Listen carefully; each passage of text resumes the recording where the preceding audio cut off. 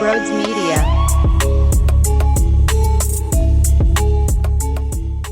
What is going on, everybody? Welcome on in to Sports Talk with Brodes. It's been a minute, and it's weird to say that.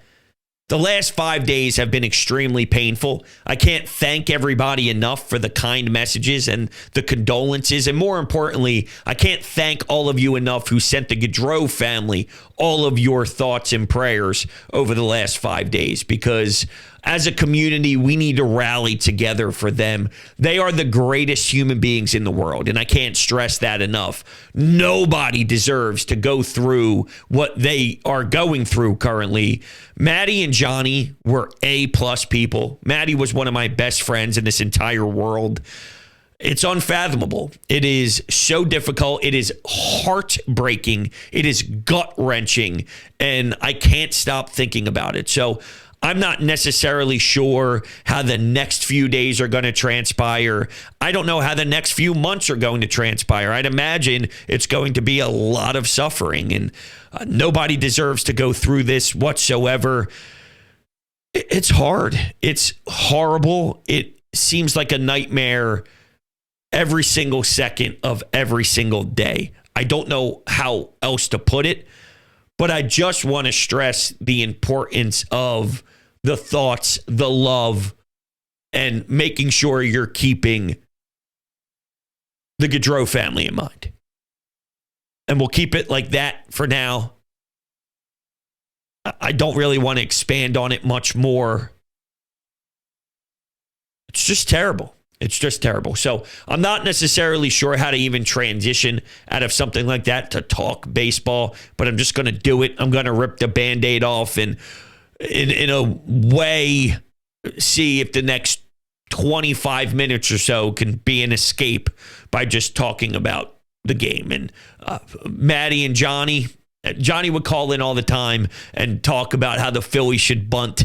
He'd call in as John from South Jersey, and only me and him knew who it was. And he'd talk about the fighting Phils, and he'd say, this team needs to bunt. And he meant it, too. He wasn't just saying that to piss me off because he knows I'm so anti, but he would say the team needs to manufacture runs, especially in extra innings when there's someone on second base and they start off the inning with the free pass. Why don't you move him over to third base? And it's just unbelievable. And Maddie would tune in and he'd take Snapchats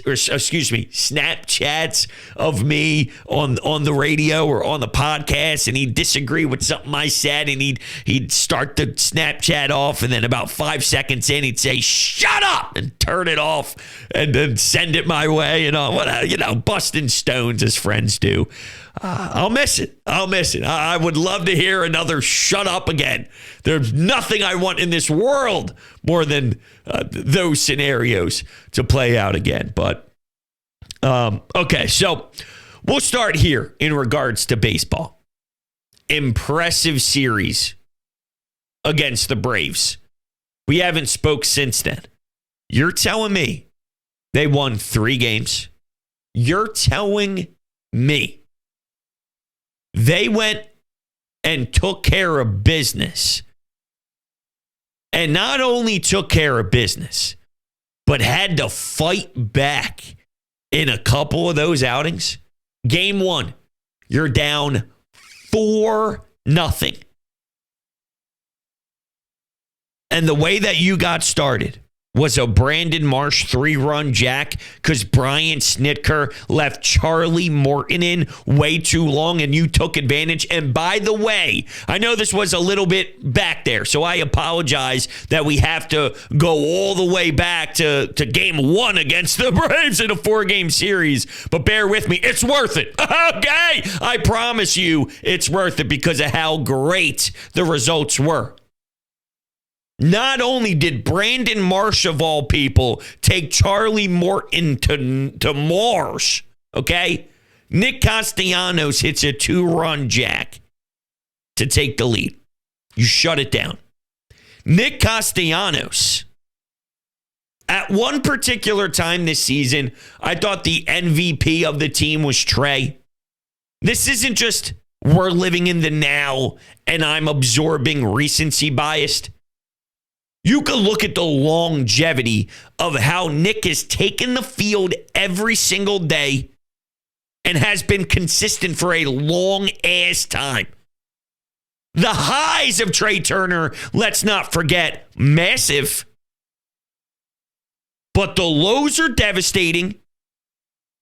The defense sucks. And the injury costed him a lot of weeks and a lot of games missed.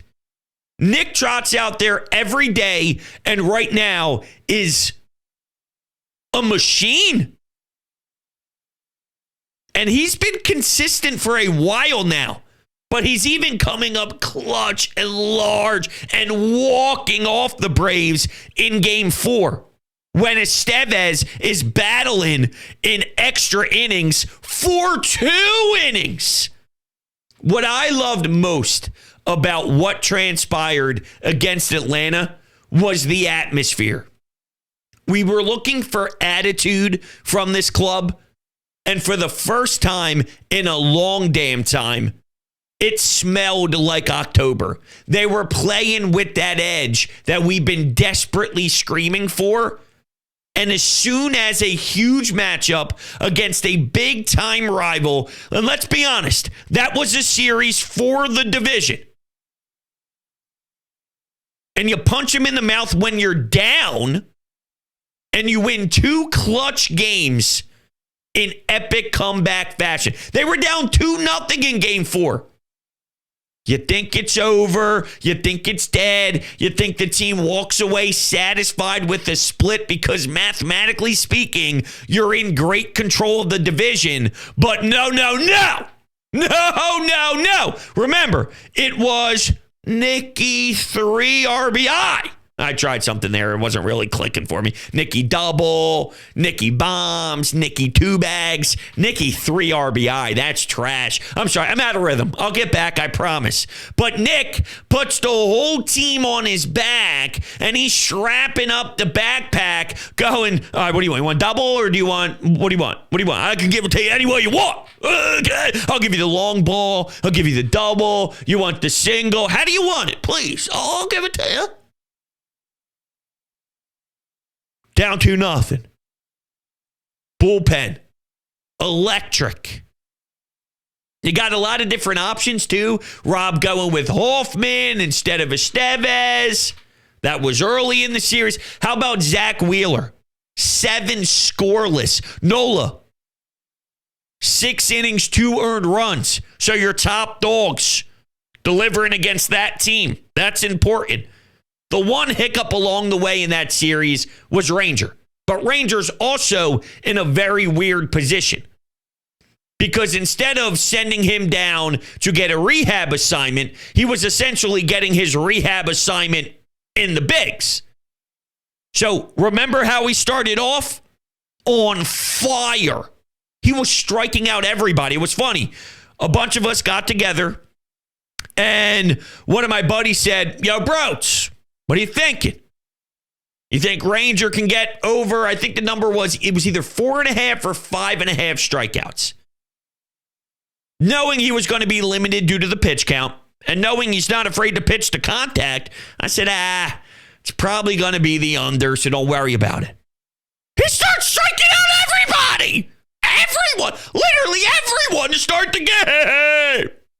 And the over hit eventually. So I guess I could kind of just look at what he finished with, but I know for a damn fact the over ended up hitting.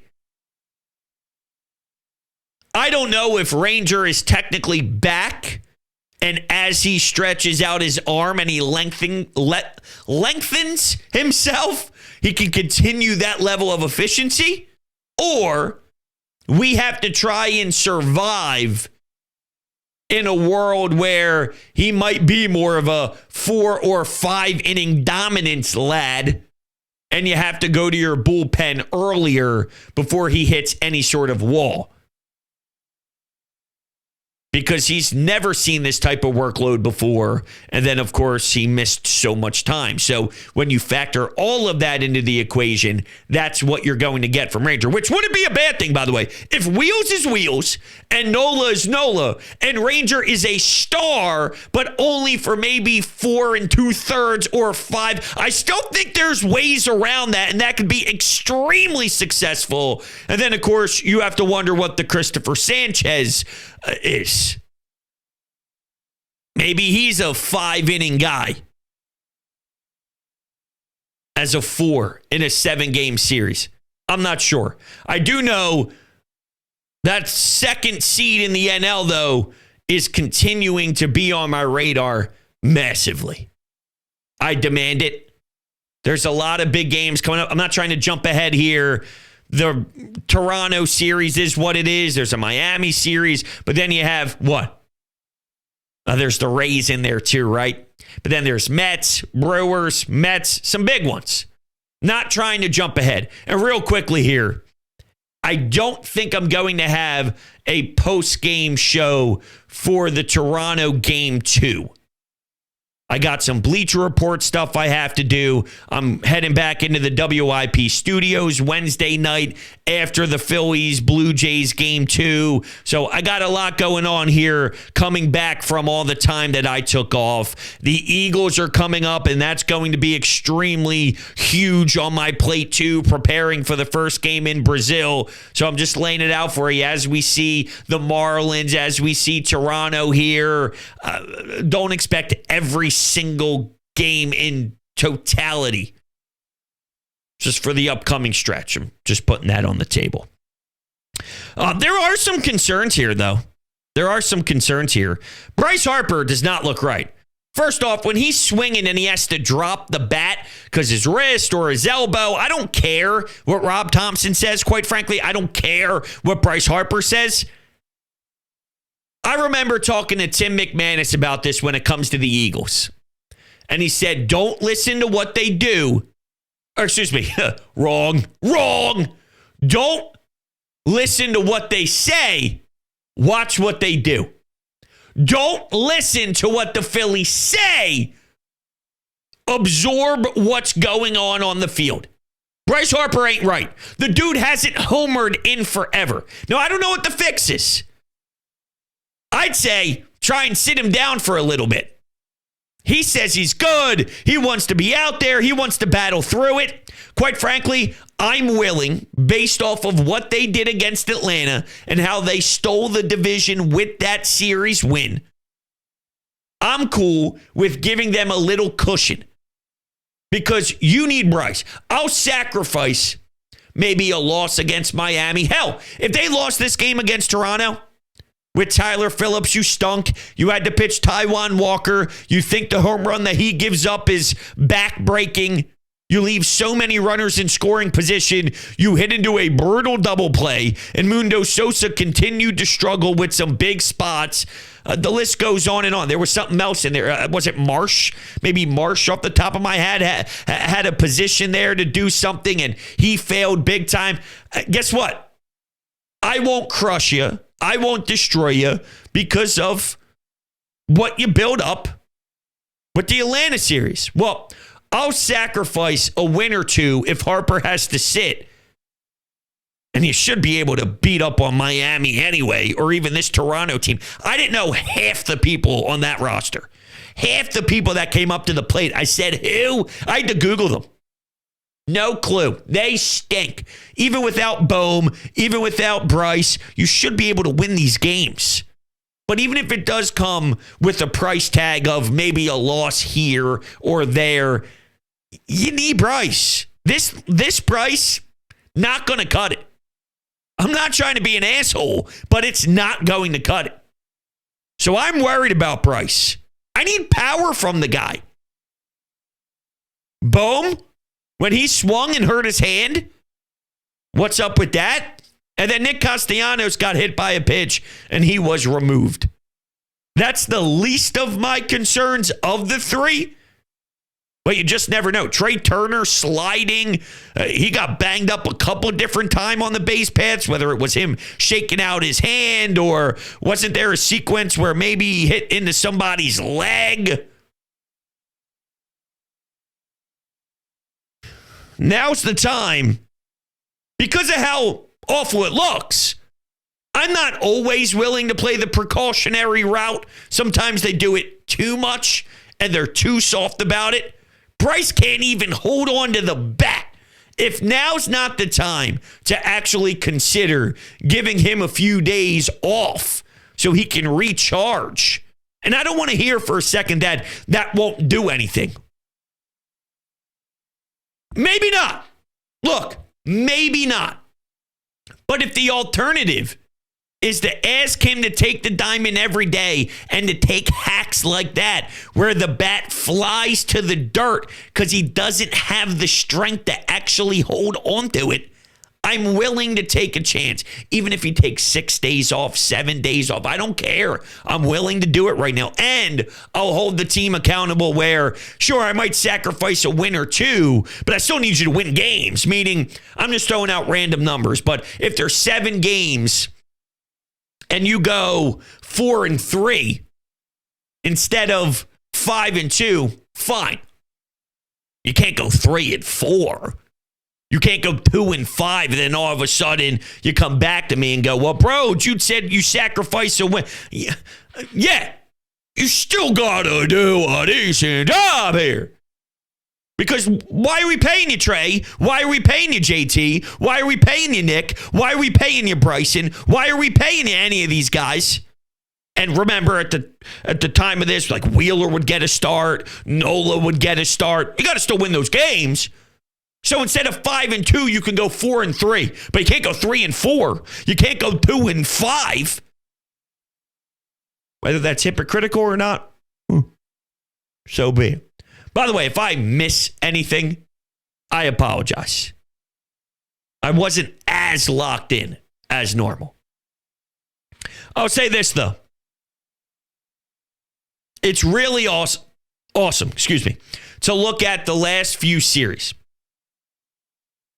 This is why when some fans kept pointing out that the Phillies are just not a team that could beat good teams, you were wrong. Look what they did against Kansas City, super impressive. Look what they did against the Houston Astros, important. Look what they did against the Atlanta Braves. Those were 3 consecutive series, and the reason why I was getting aggravated when they were failing, when they were losing, when they dropped 2 of 3, followed by dropping 2 of 3, dropping 3 out of 4 after that. No. I won't accept it. Because I'm holding them to a reasonable level where I know what the standard is. I know where the bar is set reasonably for this team. Then they started to do that. But I knew deep down that's not who they were. That's not who they were. That's why I was getting red in the face and spitting. There's still even another level here. Because of Bryce. I just don't know if we're going to get it, because I don't know if there's enough time to get him to a reasonable health percentage. I'm not sure. But if I had to take a shot at this, if I was the Phillies, I'd be sitting him down because he can't do anything right now. He's too beat up. All right, we will take your phone calls here.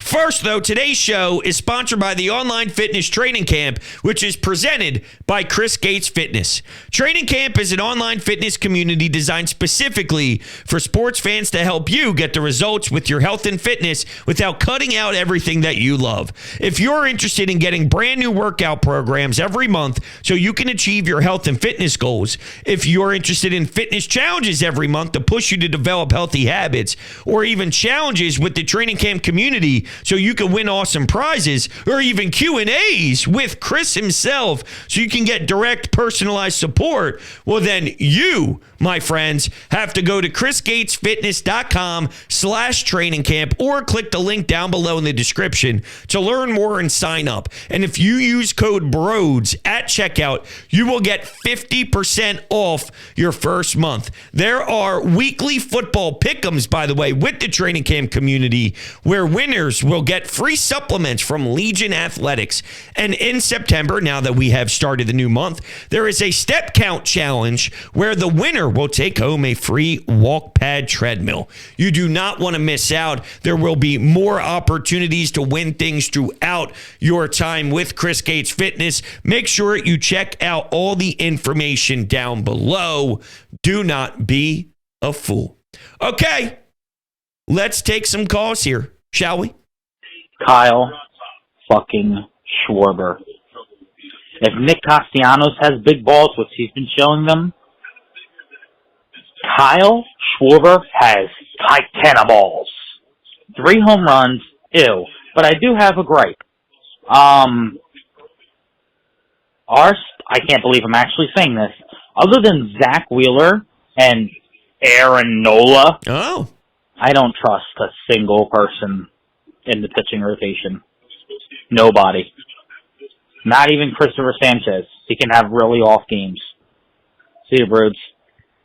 All right, so you don't have any faith in anyone? I don't know. I mean, if you're comparing Christopher Sanchez to other teams' number 4 starters out there, I don't know how much better you can do. Right now, if you're comparing Christopher Sanchez to Garrett Cole, Zach Wheeler, Chris Sale, who might be winning the NL Cy Young this season, which I did not see coming whatsoever. What a bounce back for him. Well, then, yeah, I understand how there's different tiers to this. But if you compare Christopher Sanchez to other teams' 4s, well, then it's completely different. I feel good with Ranger for a short amount of time right now. I still need to see the rest of his starts here throughout the regular season before I come to a different consensus. Of course, my opinion can change rather quickly with the month of September upon us here, and then I'll see what it's like when we actually hit the postseason. But there's nothing really that can compare to these 4 in general as a 4.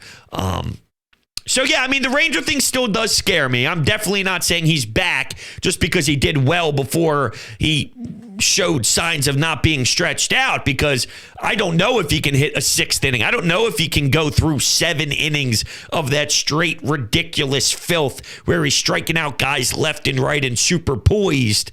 There's a reason why he had to take some time off, and they were trying to limit him because his innings were getting so high. We'll see. So that's your gripe, huh? You don't feel really good about the pitching staff. How about the bullpen, though?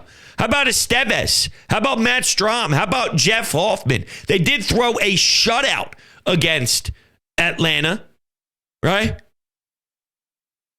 Right. I think their bullpen has definitely given me some good feelings lately. Kerkerin, starting to feel good about him. I actually remember I wrote down for game 1 of that series. It was Kerkerin. That's why I did that. So when he had Trey Turner's costly error, don't forget about that. Sanchez was rocked by Matt Olson twice. This is when they were down 4-0, but still won the ball game.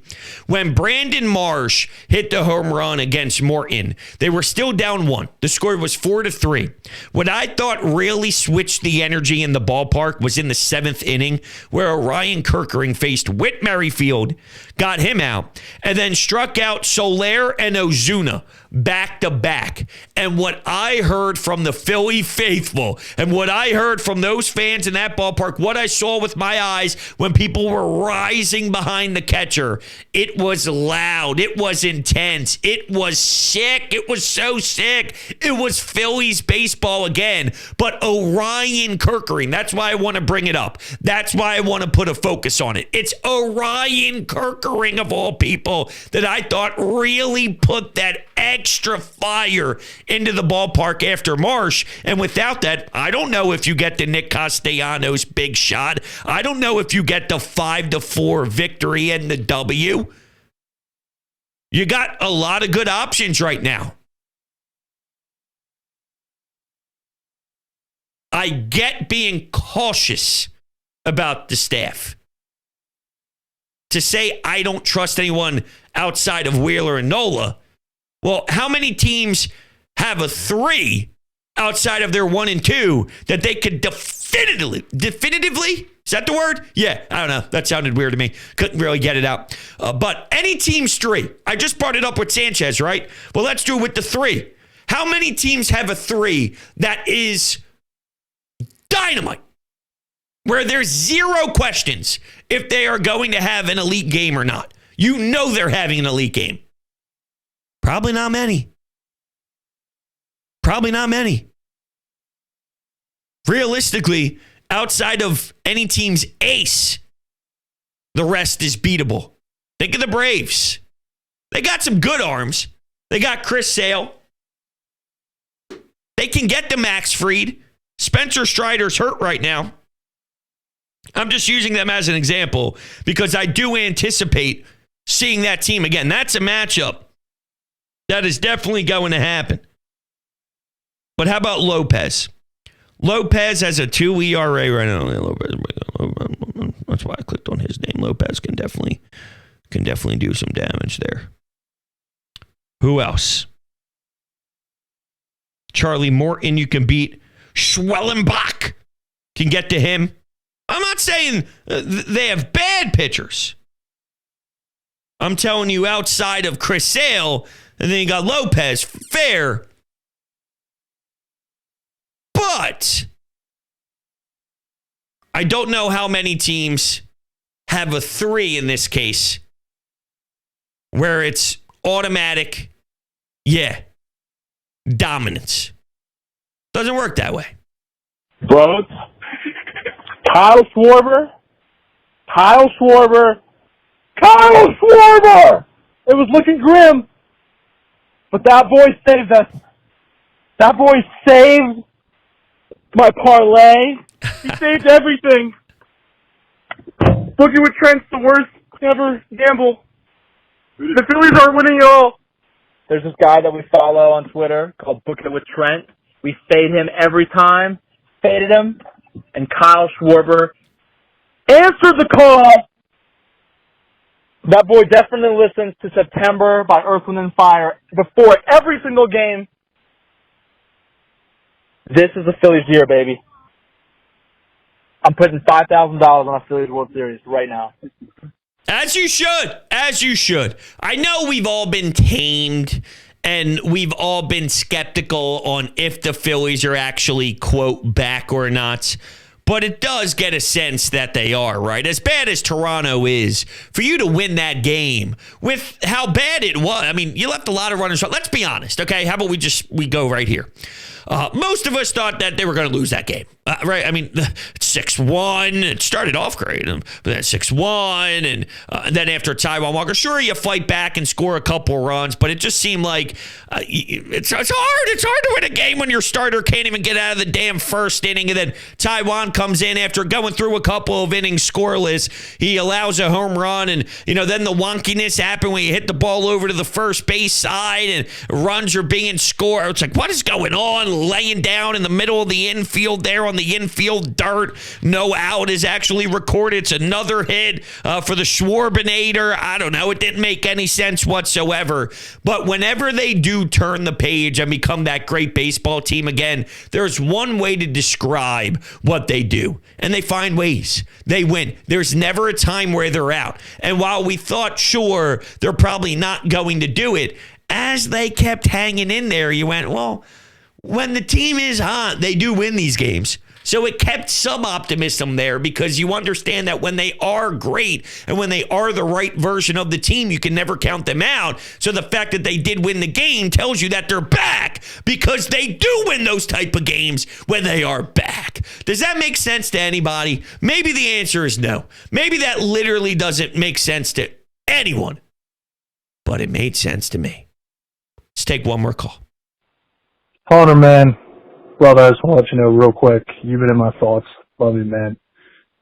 But to get down to business, what a huge team win to come back pick your guy up after what was obviously a disaster at the start of the game. And, I mean, Kyle, what can you say? How much it means for this team going forward if he's finally snapped out of it and starts producing again. I mean, that's going to be huge.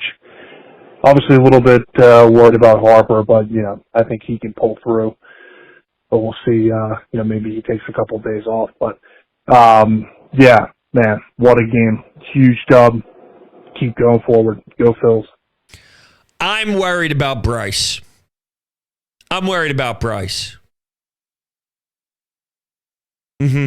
I am.